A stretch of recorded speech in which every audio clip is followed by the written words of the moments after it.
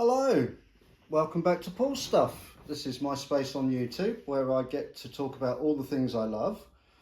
Lots of Star Wars, lots of lightsabers.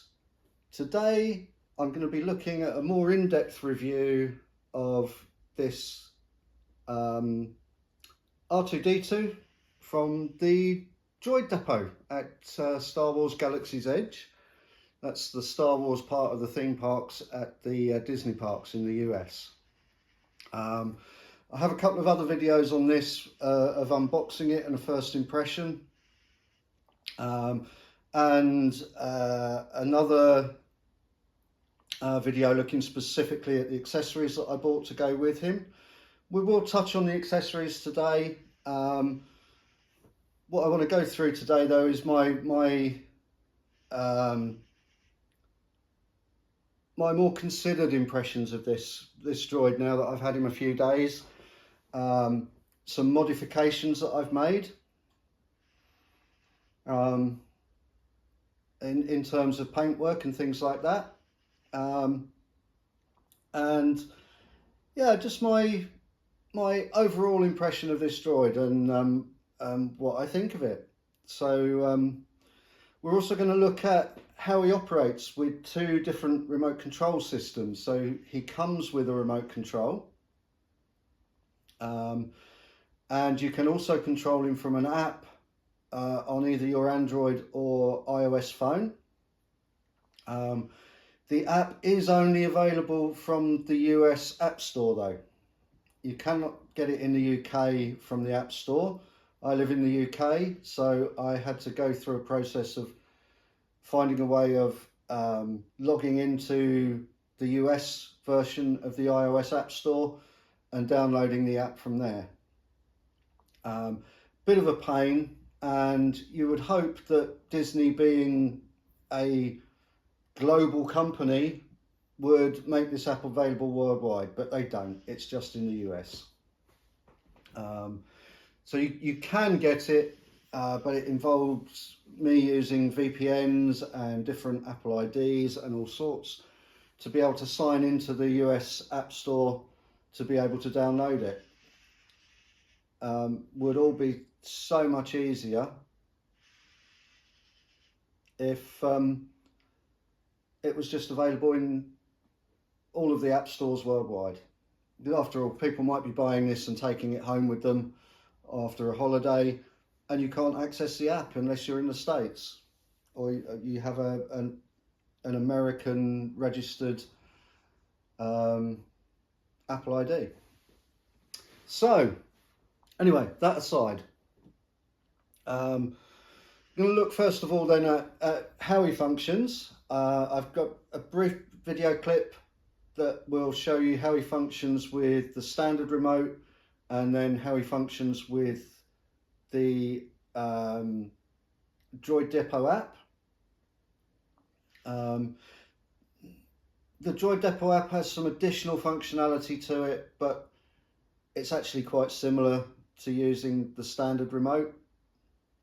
I think with a little bit of practice you could get to being able to drive this really well with either the app or the standard remote.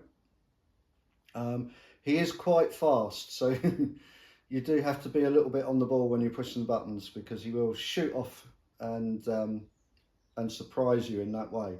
So let's have a look at that video now, and then we'll come back and we'll have a look at some of the mods I've made, and I'll talk a little bit more about my impressions of this this lovely R2-D2 droid. Okay, so this is R2 running with his supplied remote. You can see it's quite fast. Turn and spin. You can get him to turn as well, but it's quite a steep turning arc. Let's bring him back into frame for you. So yeah, you can get him to turn on the move, but that's quite a thing to do. can move his dome, make him speak.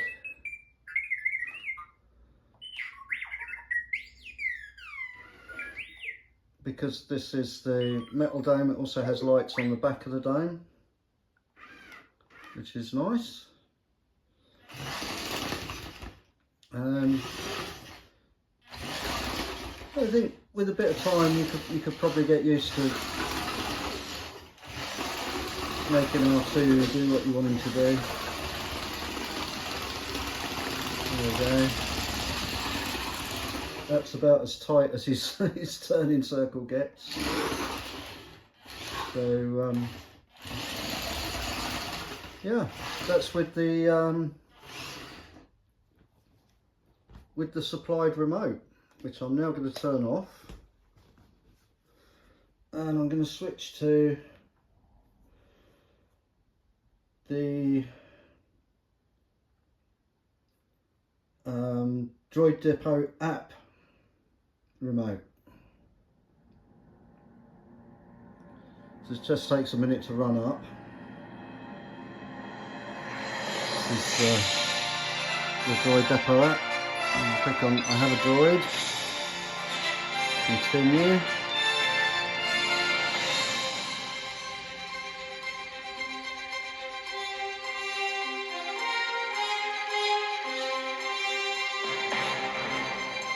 And it's connected to my droid.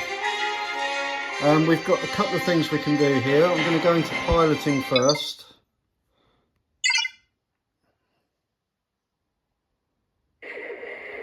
And this is basically the layout of the supplied remote. This one on the right hand side. So we can move R2's dome. It's a little bit more proportional.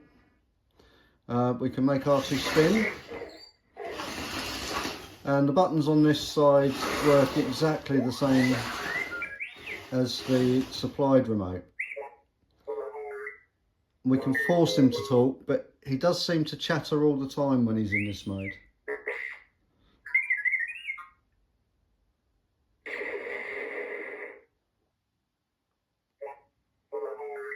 You can get him to talk as well. Going backwards and forwards, and then we have this pad, which is like an analog pad. It can be a little bit more proportional, but it's very sensitive. So you can get him to drive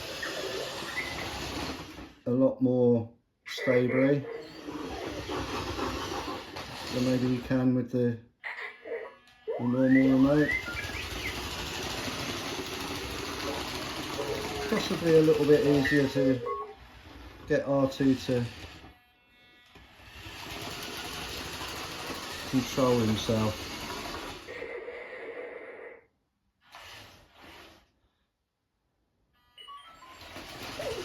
So that's the piloting mode on the Droid app from the Droid Depot. And now I'm going to go back into main move, and we're going to go into manoeuvring. This is actually really dancing. So we've got 3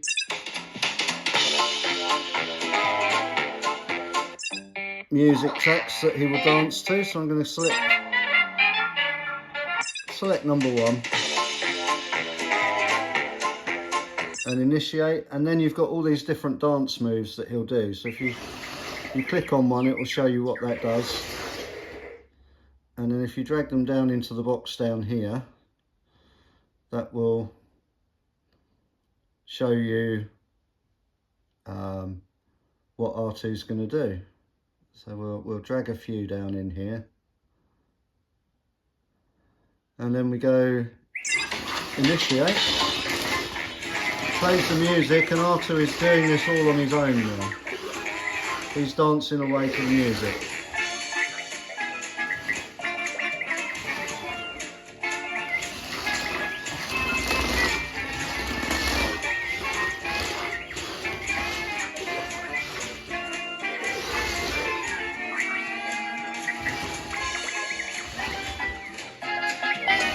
R2 press pause,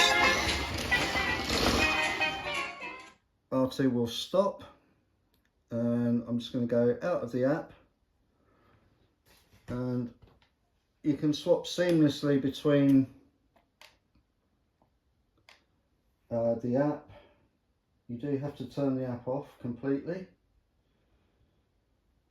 but then you can go back to controlling R2 with his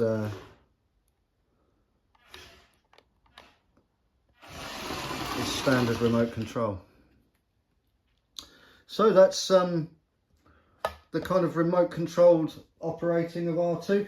There are a couple of other things on the app. You can build a droid in virtual reality, and there's like a noughts and crosses game, a tic-tac-toe game that you can play on there against the droid as well, and the droid reacts when you win or he wins. But that's basically the remote control functionality of this R2-D2. So we're going to cut there and go back to the main review. So welcome back. Hopefully that little clip gave you an idea of how this fella operates with his remote control systems, both with the remote that comes with him and with the Droid Depot app. As I said previously in the videos, I think with a little bit of practice you could get quite proficient at driving this guy, and he could be relatively easy to control with the remote control.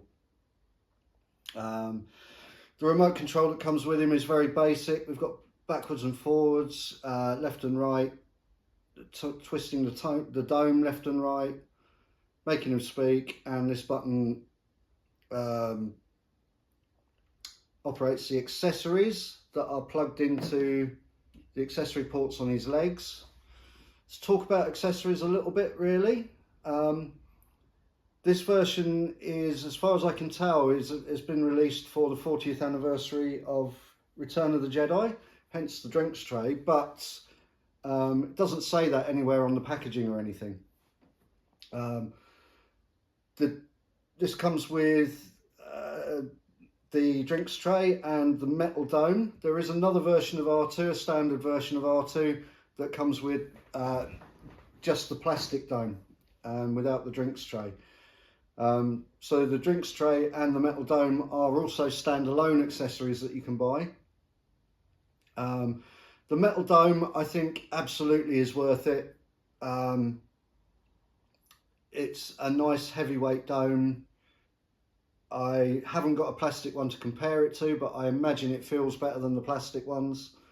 And you have the added benefit of the metal dome has extra lights at the back that the plastic one doesn't have. So when you make R2 talk, he lights up the front and the back.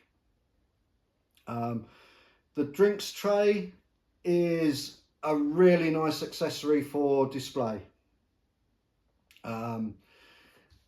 If you have all three legs on, as per the driving video that I've just shown you, R2's third leg just plugs in underneath.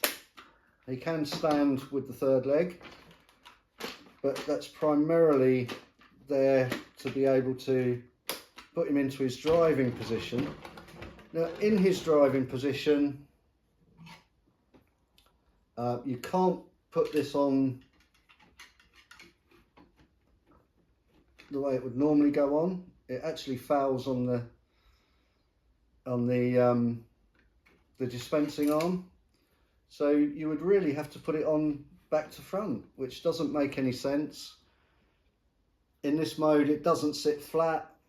It just doesn't work in that mode. So I would say the drinks dispenser is a nice display accessory, but not something for when you're driving your R2 around. It does come with the really nice, really well articulated dispensing arm. and really nice as a display piece. But I wouldn't say actually any of his accessories are essential. The accessories are nice to have. They do add, in some cases, some functionality to the droid. But actually, you don't need any of the accessories. Disney are very good at doing this thing where they will put features on a toy that require you to buy the accessories to use them, or to use them fully. And they've done that with this droid. You have all these lovely doors on the front, but you have to have the accessories to put into the ports if you want to put anything into the ports. So usual Disney stuff, really. They're reasonable quality. I would say they're the same sort of quality as the droid. They're not the greatest quality, and you will pay a premium because you're buying from Disney. So the accessories are great. If you want to see what these accessories do, I have a separate video on that. The droid personality chips are great, but this guy comes with R2-D2 sounds, so unless you want to put him in disguise as another droid or something like that, you don't really need the personality chips. It is fun to change the sounds and things on him, but again, it's not something you need. So that's kind of an overview of R2 and his accessories.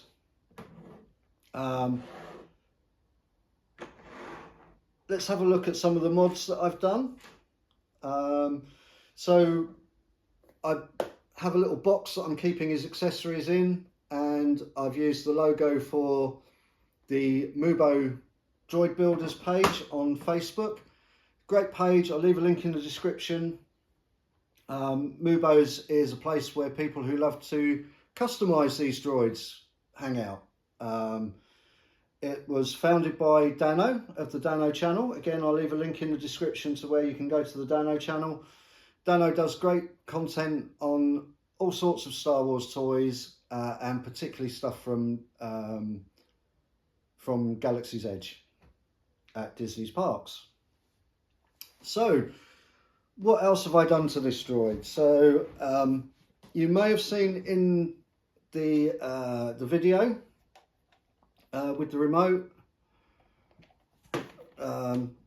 when this comes as standard, you have a red LED that will come on when you press a button, but there's no power LED. So I found a mod on a YouTube channel by Rutharian to add a power LED. So I know now when this remote control is on at all times. It has a green LED that lights up. The red one still lights up instead of the green when you press a button, and that's any of the buttons. But you have the green light there, which allows you to see that the power is on the remote control just by looking at it. Nice little mod, very easy to do, just requires an LED and a resistor. I'll leave a link in the description to Rutharian's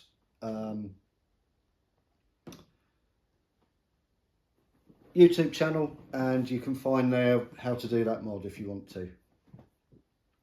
So what else have I done to R2-D2?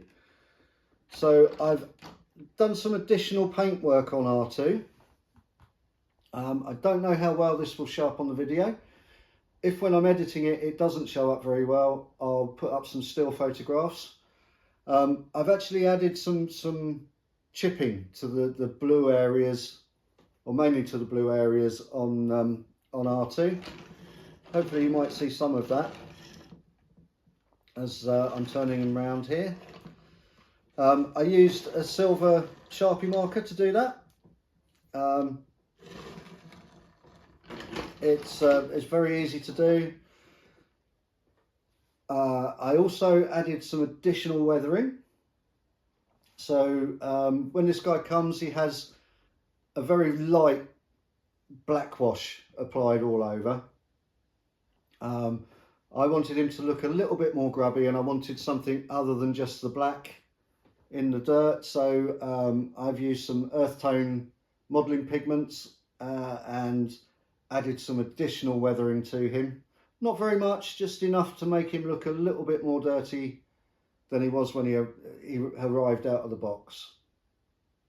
The last thing externally that I've done, if you look at R2-D2 on screen, he has silver joints at his shoulders here.